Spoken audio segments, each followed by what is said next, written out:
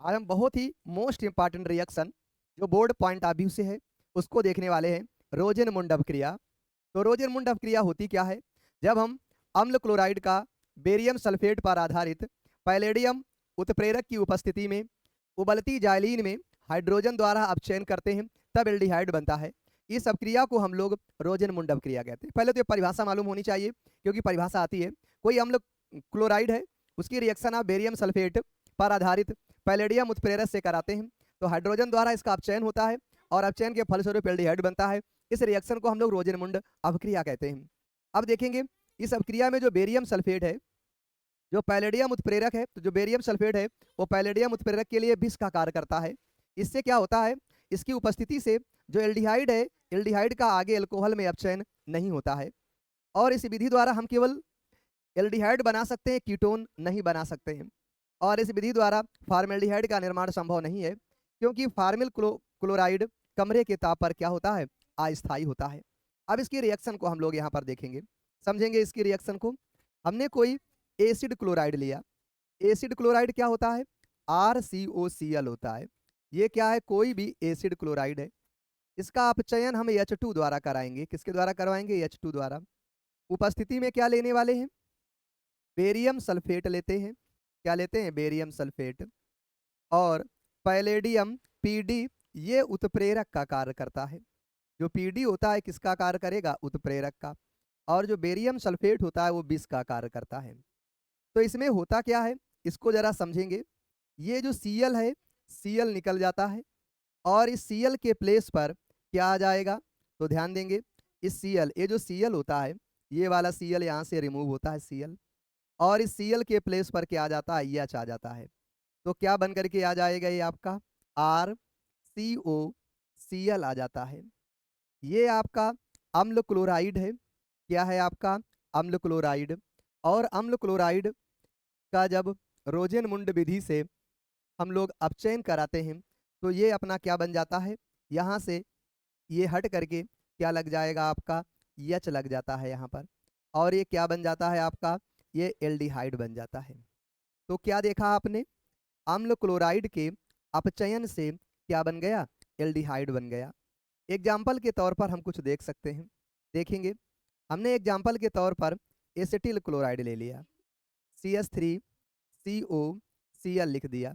Acetyl chloride क्या लिख दिया बेटा? एसिटिल क्लोराइड लिख दिया हमने। ये जो एसिटिल क्लोराइड है, इस एसिटिल क्लोराइड की क्रिया का अपचयन हम लोग किससे कराने वाले हैं? PaSO4 पैलेडियम, ये विष का कार्य करेगा। किसका कार्य करेगा? विष का। और PD हम लोग किस रूप में लेते हैं? उत्प्रेरक के रूप में। तो ये क्या होता है? फिर वही कहानी है। यहाँ से क्या हटने वाला है? ये Cl हटेगा और Cl हट करके क्या लग जाएगा? H। तो ये क्या बन के आ जाएगा? CH3C डबल बॉन्ड OH, और साथ में क्या निकल जाएगा? HCl। ये जो ऊपर है यहाँ पर भी HCl साथ में निकाल सकते हैं। तो ये अपना क्या बन के आ जाएगा? ये एसीटेल्डिहाइड बन के आ जाता है। क्या बन के आ जाएगा? एसीटेल्डिहाइड बन के आ जाता है। ये इसका एक एग्जाम्पल हो जाता है। अब जो BaSO4 होता है, ध्यान देंगे, BaSO4 का कार्य क्या होता है? अगर कोई पूछे BaSO4 का कार्य क्या है, तो BaSO4 का कार्य, तो समझेंगे इसका कार्य क्या होता है। तो इसको ध्यान दीजिएगा। ये क्या करता है? PD उत्प्रेरक के लिए विष का कार्य करता है। किसके लिए? PD उत्प्रेरक के लिए विष का कार्य करेगा।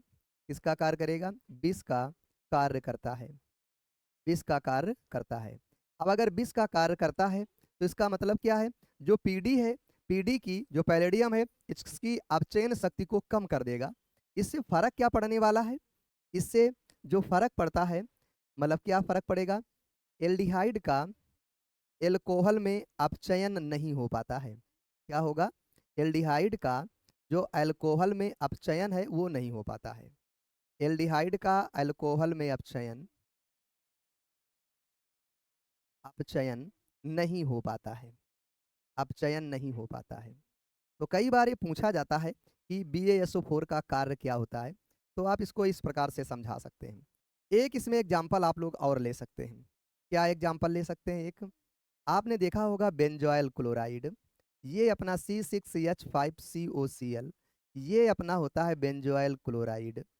क्या होता है? Benzoyl chloride. ये अपना बेंजोइल क्लोराइड है। इसकी भी रिएक्शन हम लोग करवा सकते हैं किसके साथ? H2 के साथ।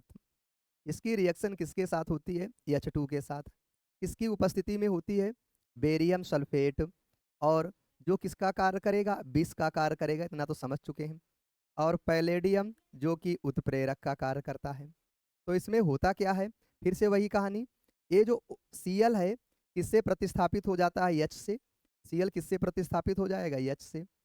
तो आपका क्या बन करके आ जाएगा? जरा फोकस करिएगा और समझिएगा। ये ये आपका C डबल बॉन्ड O, और ये क्या आ जाएगा? H प्लस क्या निकल जाता है? HCl। तो ये क्या बन जाता है आपका? बेंजेल्डिहाइड बन जाता है। क्या बन जाता है? बेंजेल्डिहाइड बन जाता है। और तो आपने क्या देखा? आपने यहाँ पर देखा, क्या देखा आपने यहाँ पर? बेंजेल्डिहाइड बन गया। तो आपने यहाँ पर क्या देखा? हमने यहाँ पर देखा कि जो अम्ल क्लोराइड होता है, अम्ल क्लोराइड की क्रिया हम लोग पैलेडियम उत्प्रेरक की उपस्थिति में बेरियम सल्फेट विष के साथ रिएक्शन कराते हैं और इस विलयन को उबलते हुए जाइलीन में प्रवाहित करते हैं। तो जो अम्ल क्लोराइड होता है वो आपका एल्डिहाइड में बदल जाता है, और इस अभिक्रिया को हम लोग क्या कहते हैं? रोजन मुंड अभिक्रिया कहते हैं। और इसमें हमने दो एग्जाम्पल बताए, एक एसिटिल्डिहाइड का निर्माण कैसे होता है, और दूसरा बताया हमने आपका, क्या बताया? कि बेंजल्डिहाइड का निर्माण कैसे होता है। और इसमें हम पहले ही बता चुके हैं, इस विधि द्वारा कीटोन प्राप्त नहीं किए जा सकते हैं। तो अगर कोई पूछ ले तो क्या लिख देंगे? इस विधि द्वारा कीटोन प्राप्त नहीं किए जा सकते हैं। इस विधि द्वारा कीटोन प्राप्त नहीं होते हैं। क्या प्राप्त नहीं होते हैं? कीटोन प्राप्त नहीं होते हैं। तो ये आई होप ये रिएक्शन आपको समझ में आ गई होगी। इस रिएक्शन का जितना भी था सब कुछ आपको बता दिया गया। आपको रिएक्शन कैसी लगी? अच्छी लगी है तो इसको शेयर करें और लाइक भी करें, और अगर चैनल में नए हैं तो इस चैनल को सब्सक्राइब करें ताकि आपको सबसे पहले नोटिफिकेशन मिल सके। Thank you.